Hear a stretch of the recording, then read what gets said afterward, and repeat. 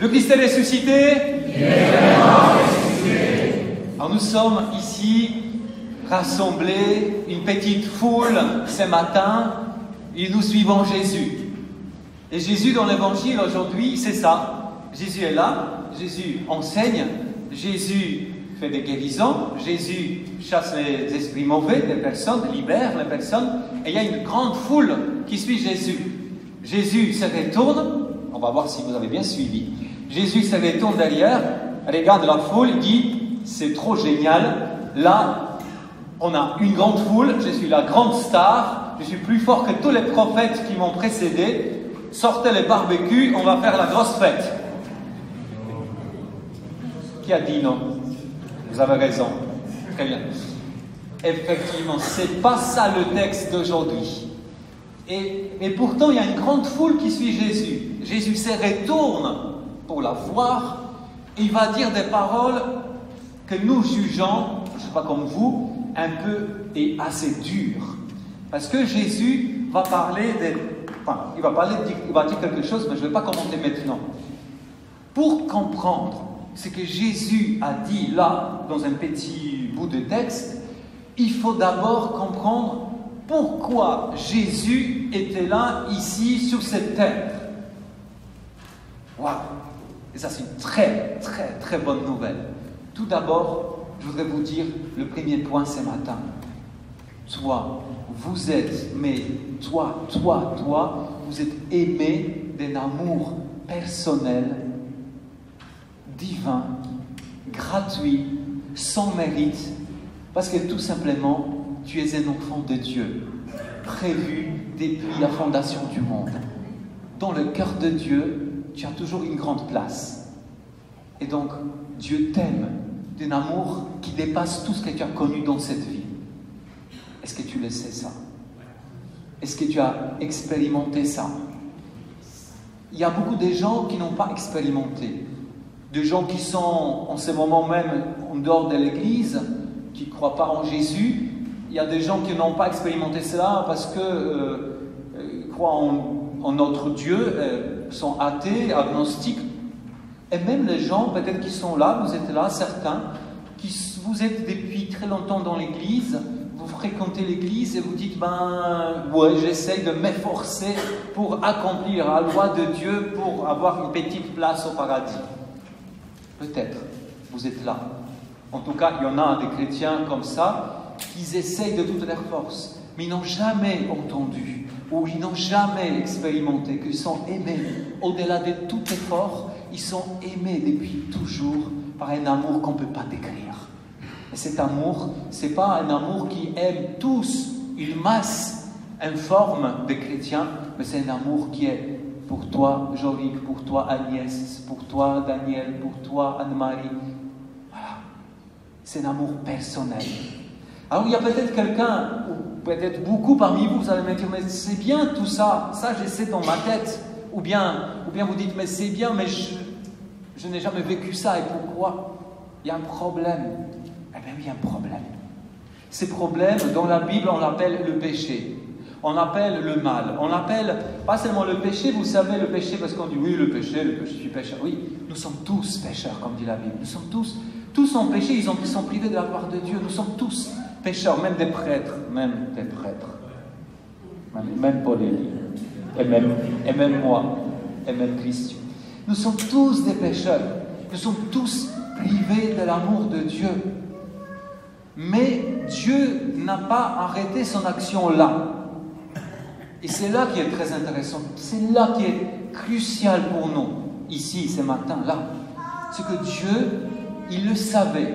Et c'est pourquoi il a envoyé quelqu'un qui était le plus cher pour lui. Même Agathe est d'accord avec moi, comme d'habitude d'ailleurs, à chaque fois que elle vient ici, elle est d'accord avec moi. Eh bien, Dieu a envoyé un trésor, une perle fine dans ce monde pour que nous puissions avoir cette connexion, ces ponts qui va nous relier avec cet amour, que nous puissions vivre déjà à partir de cette terre, cet amour qu'on ne peut pas décrire, il est tellement magnifique. Et cette perle fine, cette personne la plus précieuse s'appelle Jésus. le Fils de Dieu, qui est notre Dieu a prévu depuis toujours que Jésus ne soit pas seulement un grand prophète, genre justement une star, un sage, un philosophe qui, ah oui, quand j'entends Jésus, ses paroles, ah oui, c'est vraiment c'est le plus grand des philosophes de ce monde. C'est beaucoup plus que cela. Jésus, c'est cet être divin, Dieu lui-même, qui était donné là pour que nous puissions avoir une vie de bonheur, oui, parfois mélangé avec les souffrances, mais un bonheur qui est plus fort que toute souffrance. J'ai parlé encore récemment avec quelqu'un qui m'a dit, mon père, vous savez, avec l'âge, j'ai des jours parfois meilleurs, parfois pas génial. Avec l'âge, c'est normal. Mais cette personne m'a dit, mais vous savez, si vous saviez ce que j'ai vu dans mon cœur, ce que j'ai vu dans mon cœur avec Dieu, ça dépasse ce que j'ai vu dans mon corps, dans mes soucis. Et c'est ça, cette personne-là, elle a accompli, elle a reçu, elle a cette connexion avec l'amour de Dieu. Et quand Jésus vient dans ce monde, quand Jésus descend du ciel dans ce monde, au milieu de nous, il fait cet acte inouï. Il meurt sur la croix et il ressuscite. Et sur la croix, c'est Jésus qui était prévu depuis toujours par Dieu. Il prend tous ces péchés, justement tous ces trucs qui nous empêchent de vivre avec Dieu, eh bien, il prend sur lui. Jésus meurt, le péché meurt avec lui sur la croix, mais Jésus ressuscite après. Mais le péché est toujours mort sur la croix. Et Jésus est vivant. Amen ou pas amen? Amen. C'est pourquoi Jésus, quand tu parles dans l'Évangile, et aujourd'hui il parle d'une manière forte à la messe, nous avons entendu, quand il dit, ben oui, c'est bien, il y a des foules derrière moi, c'est bien, c'est super, oh c'est Jésus, c'est lui, oh, on va faire la fête. Ben Jésus, quand il le voit, il dit ces paroles exigeantes. Il dit, si quelqu'un vient à moi, ben c'est bien, Jésus, tu vois qu'il y a plein de gens qui viennent à toi. Ben Jésus, si quelqu'un vient à moi, sans mes préférés, à sa famille, ses parents, ses enfants, sans mes préférés à tout, il ne peut pas être mon disciple. En fait, c'est comme si Jésus disait, je vois les foules, mais ça ne me réjouit pas trop. Tant que je ne verrai pas des gens de cette foule qui deviennent vraiment mes disciples. Mais qu'est-ce que ça veut dire être disciple de Jésus? Il y a 4 points qui nous parlent de qu'est-ce que ça veut dire disciple de Jésus. Tout d'abord, un disciple de Jésus, c'est pas celui qui dit Steve Jobs, là, le fondateur d'Apple, c'est super, hein, c'est qu'il a fondé, je suis adhérent, je suis à fond derrière lui, je veux le suivre. Ou bien quelqu'un qui dit, moi j'aime bien un homme politique, je ne vais pas citer pour ne pas faire un tel homme politique ou une femme de la politique, ouais, ça me donne envie, je suis. Jésus, c'est le contraire. Être disciple de Jésus, c'est d'abord Jésus qui choisit ses disciples. Alors peut-être vous êtes là ce matin, vous dites, mais oui, bon, quand même, c'est moi qui ai choisi dans cette église, de venir dans cette église. Oui, mais peut-être un jour, c'était tes parents qui t'ont parlé de Jésus. Ou un jour, peut-être, c'était un prêtre qui t'a invité. En fait, c'était Jésus derrière tes parents. C'était Jésus derrière un prêtre. C'était Jésus derrière des circonstances diverses. C'est Jésus qui t'a invité de venir ici ce matin. Tu n'es pas ici par hasard. Tu n'es pas ici seulement parce que tu as décidé dans ta tête. C'est parce que d'une manière ou une autre, Jésus s'est servi de quelqu'un pour t'inviter ici. Donc Jésus t'invite, il te choisit, puisque tu es là ce matin et tu n'es pas dans ton lit. Hein? Bon, tu es là, donc Jésus, il adresse une invitation, il adresse à toi un appel. Il te dit, je veux que tu sois mon disciple. Deuxième point, deuxième qualité d'un disciple, c'est ce que Jésus, les disciples suivent Jésus toute leur vie. Vous savez, il y a des disciples d'un philosophe, par exemple, aussi, des grands maîtres des pensées. Ils vont suivre un homme ou une femme, on va suivre un certain temps, 10 ans, tant qu'on est bien instruit, on est bien, ça y est, c'est bon. Je connais des choses, j'ai grandi en sagesse, c'est bon, je n'ai pas besoin d'un tel ou d'une telle. Jésus, c'est pas comme ça. Quand tu deviens disciple de Jésus, c'est toute la vie, tu les suis. Jusqu'à ta mort et au ciel, après ta mort, tu vas le voir face à face. Tu seras pour toujours avec lui. Ce n'est pas temporaire, c'est pour toujours. Troisième point, les disciples de Jésus, c'est le disciple de Jésus, il sert son maître, il est au service de Jésus. Mais c'est un service pas seulement genre, 5 minutes par jour et après, tous les autres minutes qui me restent de la journée, c'est pour autre chose. C'est un service tellement fort. Dans la Bible, on le compare comme si c'était presque un esclave qui servait son maître. Mais Jésus n'appelle jamais ses disciples esclaves. Jésus les appelle les amis. Des amis. Mais ses amis le servent. Ses amis, ils veulent être avec lui. Ils veulent voir comment Jésus, comment il se comporte, qu'est-ce qu'il dit, comment il agit, comment il se comporte avec les autres, même avec des gens, des personnes qui sont vraiment sont des ennemis de Jésus. On veut voir comment il fait. On veut le servir. Et quatrième point, c'est que Jésus n'offre pas grand-chose à ses disciples. Jésus n'offre pas un pouvoir. Je suis disciple de Jésus, il est le Fils de Dieu. Alors maintenant, il m'a donné un pouvoir. Les autres vont voir comment je suis maintenant. Je suis quelqu'un. Très souvent, c'est le contraire. Jésus, d'ailleurs, l'a promis dans sa parole, dans l'Évangile, il disait oui, vous me suivez, mais il y a des persécutions qui vous attendent, des calomnies à cause de moi. Mais en même temps, il y a un bonheur, il y a un amour qui dépasse toute chose qu'on peut connaître de ce monde. Veux-tu être toujours son disciple? Veux-tu être toujours le disciple de Jésus? Parce que, encore une fois, la foule des sympathisants, ça n'intéresse pas trop Jésus. Veux-tu être son disciple? Et vous voyez, ici, nous sommes dans cette église, nous vivons un dimanche, une journée de la vision.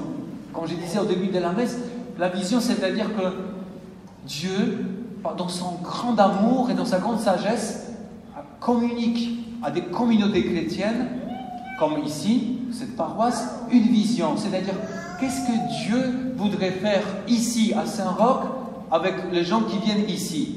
Qu'est-ce qu'il voudrait faire? Parce qu'on peut tout faire. Enfin, on peut faire milliers de choses. Mais qu'est-ce que Dieu veut faire ici, à travers les prêtres, à travers ceux qui servent, à travers vous-même? Et c'est ça la question. Et nous avons prié pendant assez longtemps, beaucoup parmi vous, les prêtres, et beaucoup pour que Seigneur montre-nous. Et nous sommes arrivés à définir, à trouver une vision qui se ferme, qui se résume dans une seule phrase, un peu longue, mais une seule phrase.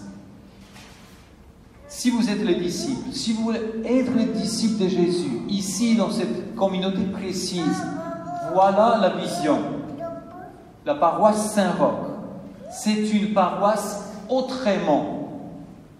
Disons, n'est pas comme les autres, autrement, un peu mais c'est normal. Si chaque paroisse écoutait ce que Dieu veut dire pour elle, chaque paroisse, ça sera une paroisse autrement. Une paroisse autrement, pour favoriser la rencontre avec Jésus vivant, unique sauveur du monde. D'abord, c'est le premier point. Favoriser. Nous sommes là, vous êtes là, les prêtres sont là, la musique est là, tout ce que vous allez voir après la messe, etc. Tout est fait, ce n'est pas par hasard. Tout est fait pour favoriser la rencontre avec Jésus. Pour que nous-mêmes, les paroissiens, vous-même, vous puissiez rencontrer Jésus, parce que même si on a rencontré Jésus un jour, comme moi aussi, j'ai besoin d'être renouvelé dans cette rencontre. Je ne peux pas dire, ouais, en 1854, oui, j'ai rencontré Jésus. Oui, c'est vrai, il y avait une première rencontre. Mais nous avons besoin tous d'être renouvelés dans cet amour. Mais surtout, des gens qui, le Seigneur nous envoie. Peut-être que vous êtes ici pour la première fois. Il y a des gens qui viendront, des gens peut-être qui ne connaissent pas beaucoup Jésus, mais ils viendront comme par hasard dans cette église. Tout doit être là.